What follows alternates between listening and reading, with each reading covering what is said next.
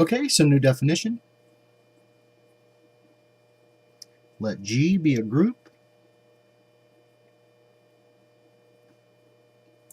and let S be the set which contains the elements A sub I for I in some indexing set I, and let S be a subset of the group G. In other words, S is an arbitrary subset of the group, ranging anywhere from a singleton to the entire group. The subgroup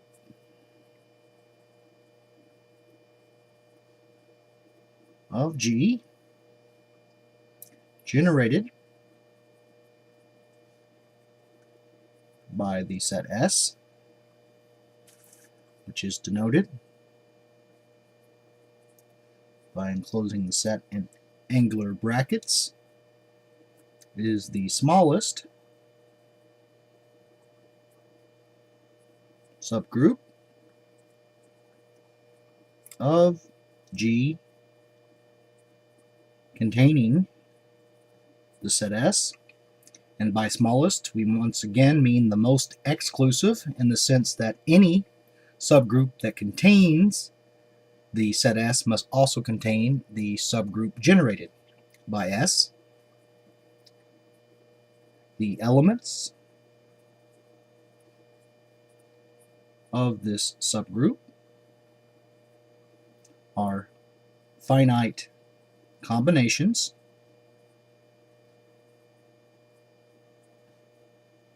that is, finite products or sums, depending on whether the group is multiplicative or additive, of the form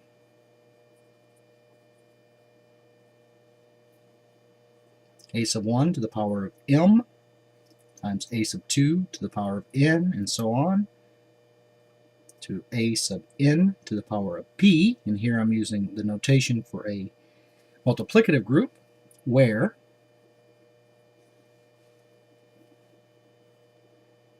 a sub I is an element in the set S, and m, n, and p are integers.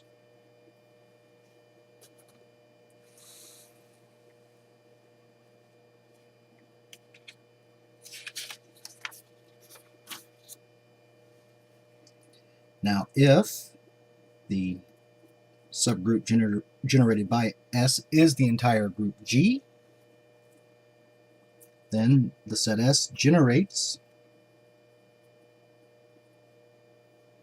the group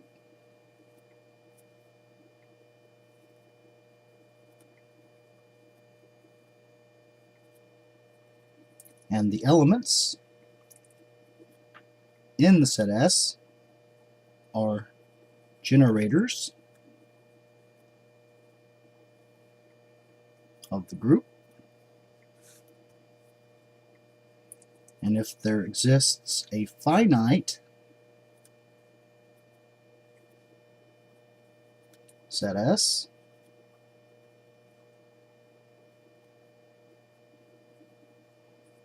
that generates the group, then the group is finitely generated.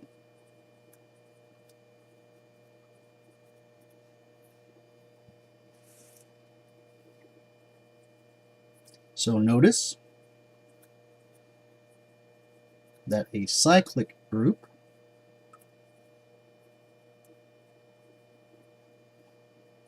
is a special case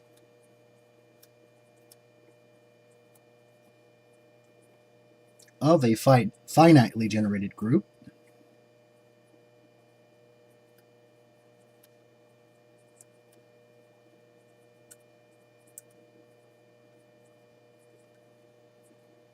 in which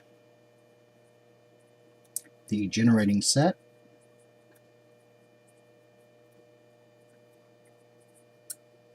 is a singleton.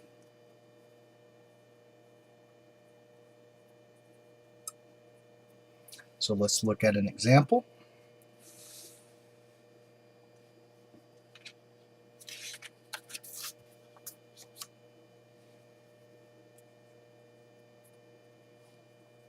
the Klein-Fear group,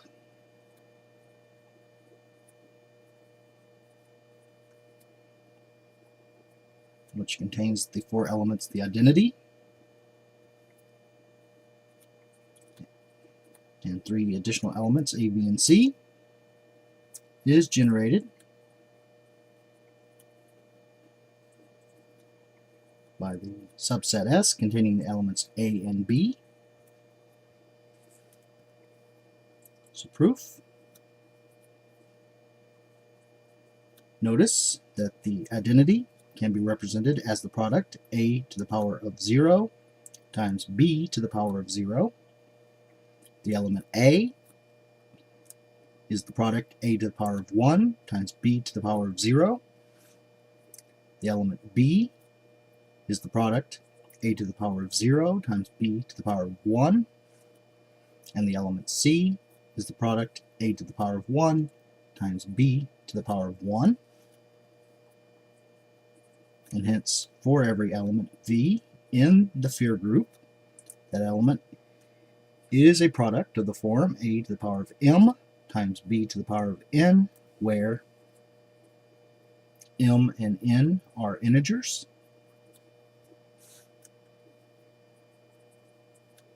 And thus the fear group is generated by the subset S.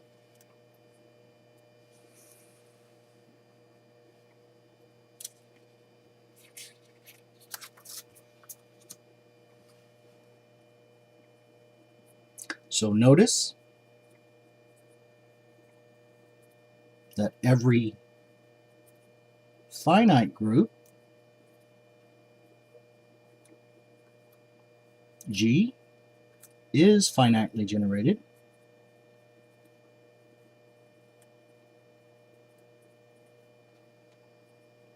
since the entire group G can be its own generating set.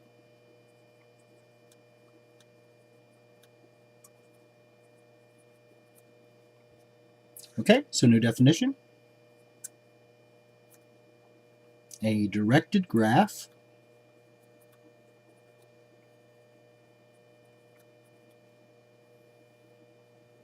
or more simply a digraph D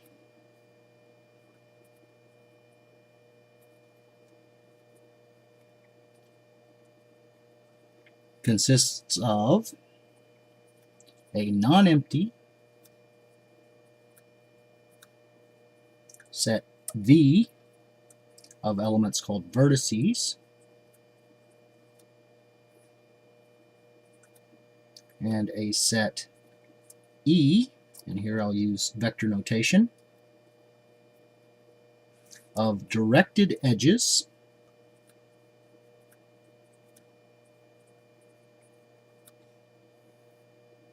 or arcs joining vertices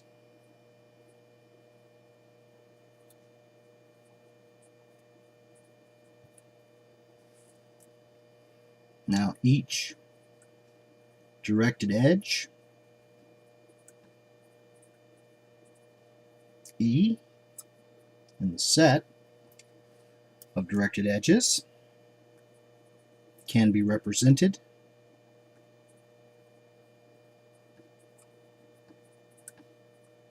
as an ordered pair of vertices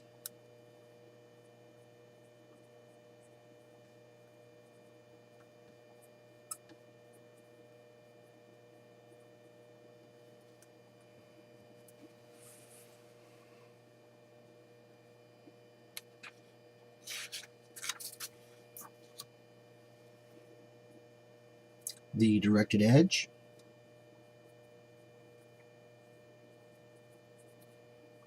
E, which starts or originates at the vertex U and ends or terminates at the vertex V, is denoted has the ordered pair U, V. So let's look at an example. Let the set of vertices be two elements, U and V, and let the set of edges, directed edges, be the set containing three edges, E1, which is the directed edge from U to V, E2, which is the directed edge from V to U, and E3, which is the directed edge from V to itself. Then the digraph consists of two vertices or nodes, U and V. There is an edge, a directed edge or arc, E1, from U to V. There is also a directed edge from V to U, E2, and a directed edge from V to itself, E3, and a directed edge of the form E3 from a vertex to itself is called a loop.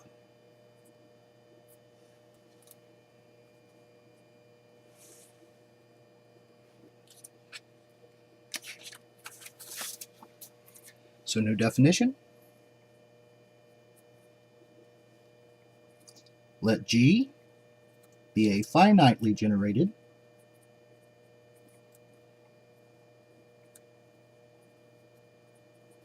group with generating set S, the Cayley digraph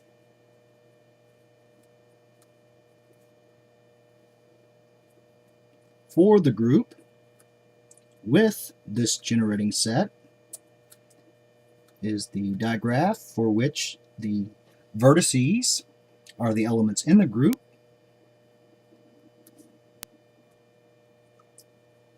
and where for every element A in the generating set S, there exists a directed edge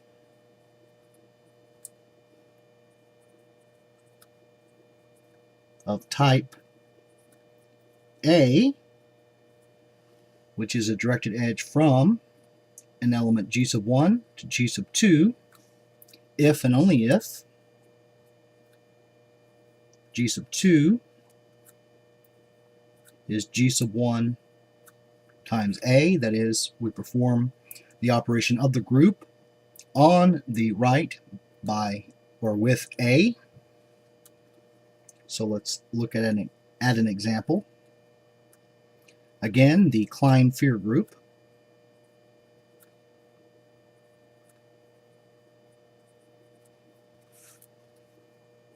is generated by the set S, which contains the elements A and B. And so there are two types of directed edges, an edge of type A and an edge of type B. So let a solid directed edge or arc denote multiplication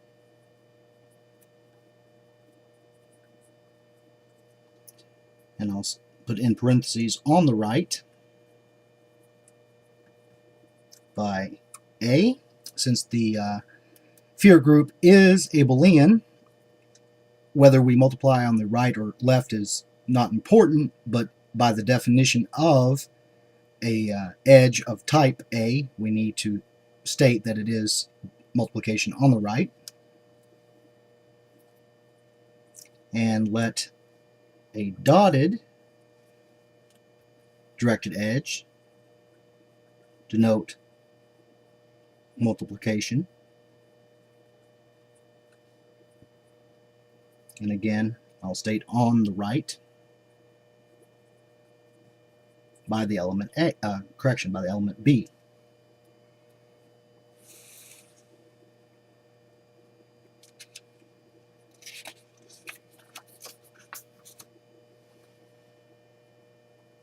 the Cayley digraph for the sphere group with generating set S containing the elements A and B is the following. We have 4 vertices or nodes. If we start with the identity and we multiply identity on the right by the element A, then we have A.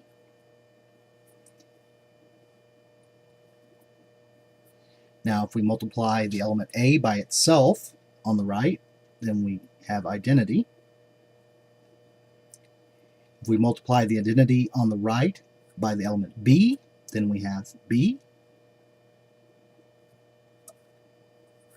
And if we multiply B on the right by itself, we have identity. If we multiply B on the right by A, then we have C. And if we multiply C on the right by A, we have B. If we multiply A on the right by B, we have C. And if we multiply C on the right by B, we have A.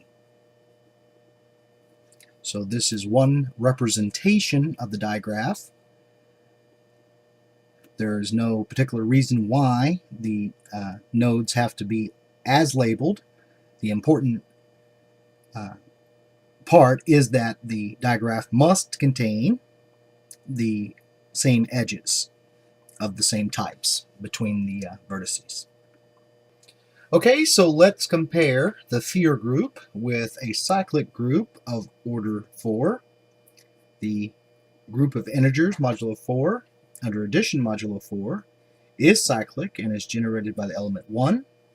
It is also generated by the additive inverse of 1, which is 3. So the integers modulo 4 is generated by the subset S containing the elements 1 and 3. So we have edges of type 1 defined by addition by 1 on the right, and edges of type 3 defined by addition on the right by 3. So let a solid directed edge represent +1 and a dotted directed edge represent +3.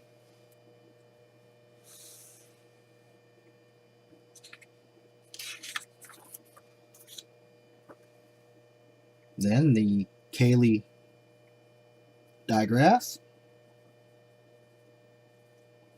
for the group of integers modulo 4 with the generating set S containing the elements 1 and 3 is as follows. We have 4 nodes.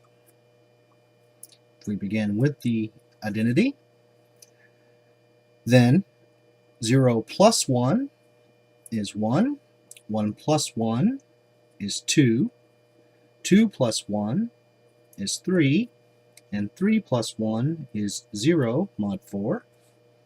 So now 0 plus 3 is 3, 3 plus 3 is 2 mod 4, and 2 plus 3 is 1 mod 4, and 1 plus 3 is 0 mod 4. Okay, so as an exercise, show that the group of quaternion units is generated by the subset S containing the elements I and J,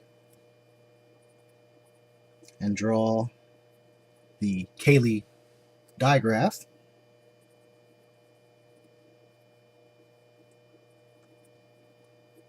for the group of quaternion units with the generating set S containing the elements I and J.